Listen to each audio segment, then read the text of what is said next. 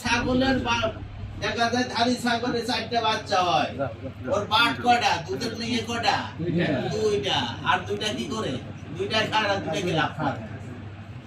কথা বোঝেন নাই? কোনো লাভ নাই।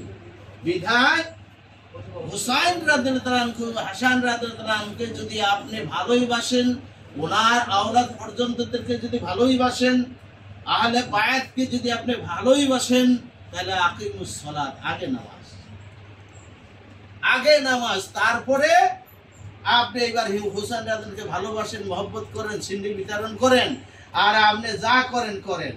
আজকে বলেন আল্লাহর হুকুম, রসুলকে আপনি ভালোবাসেন, হুসাইনকে ভালোবাসেন, এই জন্য আশুরার দিন আপনি এই দিনটা পালন করতেছেন। তো ওনার নবী তো রোজা রাখছেন এই দিনে, আপনি কি করছেন? নবী তো রোজা রাখছে, নবীর আওলাদ পর্যন্ত তো এই দিন রোজা রাখছে। আল্লাহ আল্লাহ আল্লাহ রসুলকে খুশি করার জন্য এই দিনটা রোজা। এই রোজা রাখবেন আপনি, আপনি রোজা রাখবেন, আপনার উপকার হবে, আপনার উপকার হবে। আল্লাহ রসুল বলেছেন আশুরার দিন কেউ যদি রোজা রাখে, এই দিনটা রোজা রাখে, একটা দিন রোজার বিনিময় তার পূর্ণ পিছনের 1 বছরের গুনাহ আল্লাহ মাফ করে দিবেন। তাহলে আপনি লাভ করলেন না লস করলেন? হিসাব করলেন, লাভে আছেন না লসে আছেন? দেখেন আমরা কিন্তু সারাদিন না খেয়ে থাকার অভ্যাস আছে, অভ্যস্ত আমাদের আছে, কারণ পূর্ণ 1টি মাস আমরা থাকি, কিন্তু এই 2টা দিন কি আমরা পারি না? পারবো না কেন? নামাজ যদি পড়তাম তাহলে রোজার কথাটা মনে হয়ে যেত, না এত বড় নেকের কাজ আমি ছাড়বো না। কথা বুঝেন নাই? আমি নামাজ পড়ি না, এই জন্য রোজার কথা, যদিও নফল রোজা, ফরজ রোজা, রমজান মাসের রোজা ফরজ হওয়ার পূর্বে আল্লাহ রসুল এই মুহররমের আশুরার এই রোজাগুলি রসুল রাখতেন, 10টা রোজা রাখতেন, ভাবতেন ওই সময় কোনটা যে এই রোজাই ফরজ রোজা।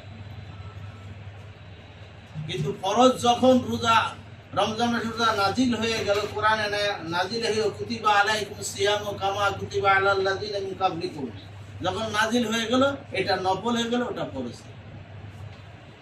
শুনেন, এই জন্য আমাদেরকে আগে বুঝতে হবে, আমরা ইবাদত বন্দি যেটা করে অল্প করি, বুঝে শুনে করি, তাহলে লাভবান হতে পারবে।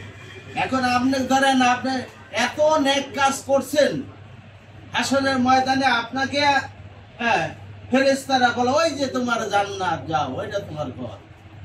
সরকার খুশি হয়ে আপনার একটা বিল্ডিং দিল, বুঝলেন? আপনি যে ভালো কাজ করেছেন, সরকার খুশি হয়ে আপনার একটা বিল্ডিং দিল, বিশাল জাঁকজমক। এখন আপনাকে দেখাই দিল যে ওই যাবে, কারণ আপনি বলতেছেন দারোয়ানকে চাবিটা দাও, দারোয়ান বলতেছে আপনার নিজের চাবিকে আপনি নিয়ে আসেন নাই, আপনার চাবি আপনি আনেন নাই, কারণ চাবি তো সরকার আপনার বুঝাই দিবে, তা আপনার চাবি অর্জন করেন নাই। ভাইরা আমার, চাবি ছাড়া কি আপনি খুলতে পারবেন? হ্যাঁ, ধরেন একটা তালা 1.5 মণ ওজন, ভাঙবেন কি দিয়ে? কন কি দিয়ে ভাঙবেন? ভাইরা আমার, ইন্নাস সালাতা তানহা আনিল ফাহশাই ওয়াল মুনকার, জান্নাতে যাওয়ার চাবি হলো নামাজ।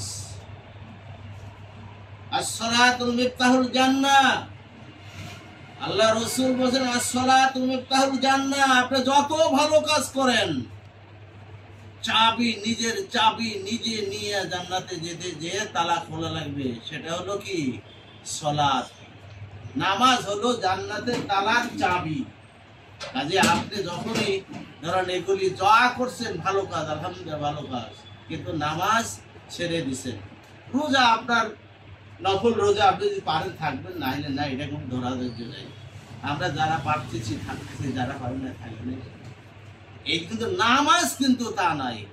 আপনি আসছেন নামাজ পড়বেন ভাবতেছেন, হ্যাঁ, যে আমি এখান থেকে যাই পাকশি যে নামাজটা করবো, আজরাইল পাতি বলে দাঁড়ায় দিছে। আপনি কি জানেন একটা ট্রাক আসলো আপনার সামনে মোকাবিলা হয়ে,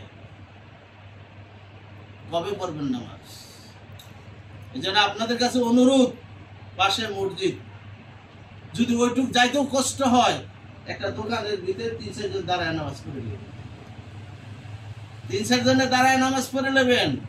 আল্লাহ রসুল বলেছে, আল্লাহ বলেছে তাম পৃথিবীটা উম্মতি মুহাম্মদের জন্য সমস্ত জমিন মসজিদ সমতুল্য আল্লাহ তাআলা করে দিয়েছেন। আপনি যেখানে নামাজ পড়েন সেখানে নামাজ পড়বেন, কিন্তু একটু দেখবেন যে জায়গাটা নাপাক না পাক। এই জন্য যেখানে সেখানে আপনি নামাজ পড়তে পারবেন। ক্ষেতের আইলের ভিতরে গামছা বাড়িয়ে দিয়ে নামাজ আদায় করে ফেলেন। যাক, আমার কথায় কেউ রাগ করেন না ভাই। কাজে সবাই নামাজ পড়েন, সবাই নামাজ পড়েন। মুসলমান হইয়া ইমানের সাথে যেন আমরা কবরে যেতে পারি। দুনিয়াটা আমাদের চিরস্থায়ীর জন্য আল্লাহ তাআলা দেয় নাই, ক্ষণিকের জন্য, ক্ষণিক। আর মুশরিকের জন্য দুনিয়াটা চিরস্থায়ী, কথা বুঝছেন? আর আমাদের জন্য সামান্য সময়, দুনিয়ার সব পড়ে থাকবে। আল্লাহ তাআলা আমাদের সকলকে নেক কাজ করার তৌফিক দান করুক। আমিন। ওয়া আখিরু দাওয়ানা আলহামদুলিল্লাহি রাব্বিল আলামিন। আল্লাহুম্মা সাল্লি আলা সাইয়্যিদিনা মাওলানা মুহাম্মাদ ওয়া আলা আলি সাইয়্যিদিনা শাফিঈনা মুহাম্মাদ। আল্লাহুম্মা সাল্লি আলা সাইয়্যিদিনা মাওলানা মুহাম্মাদ ওয়া আলা আলি সাইয়্যিদিনা শাফিঈনা মুহাম্মাদ। بكماله كشف الدجى بجماله أسرى جميع خصاله صلى عليه وآله।